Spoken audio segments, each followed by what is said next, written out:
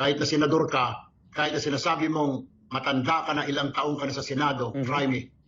Magpahiring ka ng Blue Ribbon ulit. Magpahiring ka. I don't care. Ano ngayon? Senator Alan Cayetano, magpahiring ka ulit. Tingnan natin kung ano mangyayari. Kung dati kang Senate President, dati kang Speaker of the House, I don't give up. Talagang papahuli kita.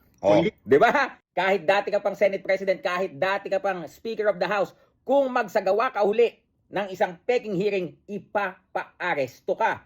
Ano na, Alan?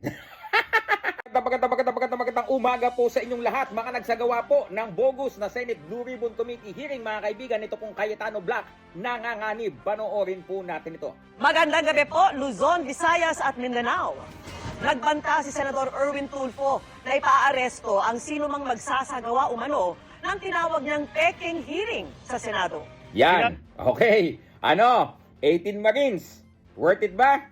Ito po mga senador na nasa likod po ng bogus hearing na yan, na kahit po sila, mga kaibigan, napansing walang Senate Secretariat, walang stenographer, mga kaibigan, wala pong record sa Senado, tinuloy pa rin nila, mga kaibigan, ang kanila pong illegitimate bogus hearing. Pakinggan po natin ang statement ni Senator Erwin Tulfo na siya pong chairman ngayon ng Senate Blue Ribbon Committee. Let's go. Sabi niya yan kasunod ng ikinasang paglinig sa flood control scandal ng grupo ni Senator Alan Peter Cayetano. Giit ni Tulfo, siya ang legit na chairman ng Blue Ribbon Committee sa ilalim ng tinaguriang new majority ng Gatchalian Bloc.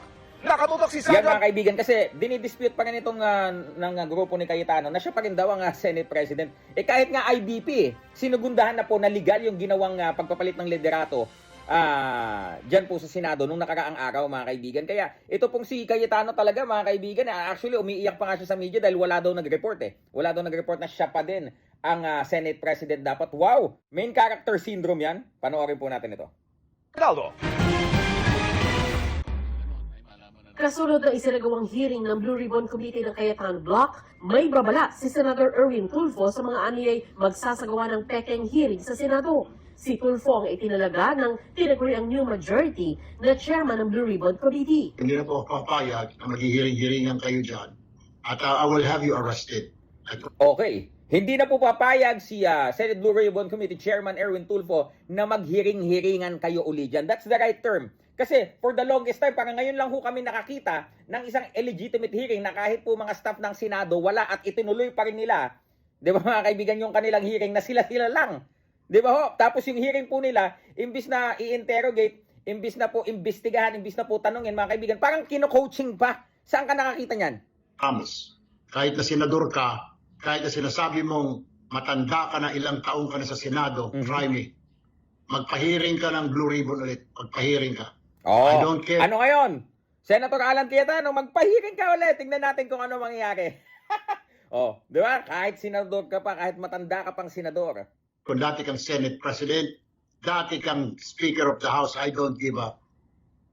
Talagang papahuli kita. Di ba? Kahit dati ka pang Senate President, kahit dati ka pang Speaker of the House, kung magsagawa ka uli ng isang peking hearing, ipapaaresto ka. Ano na, Alan? Papahuli kung ayaw ng usa, bibit-bitin kita, kwikwelyuhan kita, palalayasin kita dyan sa floor na yan. Yan na po ang Tulfong inaabangan ng taong bayan. Yun lang naman po yun, mga kaibigan, kasi nung mga nakaraan, di ba, hindi pa sila nagsasalita Pero nung sobra na, hindi na kayang masikmura ang mga nangyayari sa Senado, we need to give credit to the Tulfos, mga kaibigan, because they stood up for this. Bago ho magpalit ng liderato, sabi ho, hinamon ho ni Rapi Tulfo si Alan Cayetano, pumunta ka bukas, kung hindi, duwag ka. Di ba ho? Ito po ngayon, tumitindig naman, Senator Erwin Tulfo, subukan nyo uli na magpa-hearing, magkaroon kayo ng peking hearing, kahit sino ka pa, ipapa-aresto kita. Ganyan po. Ganyan dapat ang tapang, inilalagay sa tama, inilalagay sa lugar. Di ba? Pinaglalaban ang katwiran. Because I am the legitimate Blue Ribbon Chairman. Magsasampa rin si Tulfo ng kasong libel sa mga nagpakilalang dating sundalo na humarap sa hearing kahapon. Dahil di niya totoo ang sinabi nilang dinalhan siya ng maletang may pera. Kakasuhan din ng ilan sa kanila ng libel ni Senador Tito Soto dahil kasinungalingan din niya ang akusasyong dinalhan umano siya ng pera. Kabilang sa binutasan. Okay. 18 Marines. Ano masasabi nyo ngayon? Worth it ba? Mapoprotektahan ba kayo ngayon? Sigurado kayo mapoprotektahan kayo ng mga nasa likod niyan? 'Di ba? Bakit po? Bakit delikado kayo ngayon dito? Dahil yung ginawa nyong hearing, hindi po kinikilalang lihitimo. In short, lahat po ng binanggit nyo doon, hindi kayo protektado at maaari po kayong makasuhan. Hindi lang po yung 18 Marines ang maaari makasuhan, kahit na po yung mga senador doon na nandun sa bogus, nandun sa illegitimate hearing na yon, hindi po ligtas na makasuhan.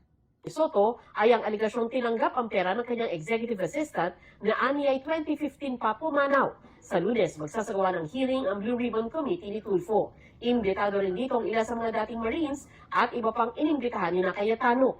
We are inviting them, pag hindi po sila sumunod, papaliwanagin po namin sila, and then mag-i-issue po kami ng cited for contempt. And entonces po Ayan, 18 Marines, dyan kayo ngayon humarap sa lehitimong hearing. Tingnan natin kung anong magagawa nyo kapag wala kayong coaching na magaganap. Pag kayo ginigisa na ng mga lehitimong senador sa lehitimong hearing at tinanong na kayo ng mga lehitimong tanong, hindi yung mga tanong na dinidirekta kayo kung saan kayo pupunta at para bagang kino-coaching pa kayo. Tingnan natin ngayon. Ano, nanginginig na yan? Kami po nga usaha, yung aming po mga pulis, pwede po namin i-order na hulihin po sila, dalhin sila dito sa Senado. Kung wala po silang valid reason.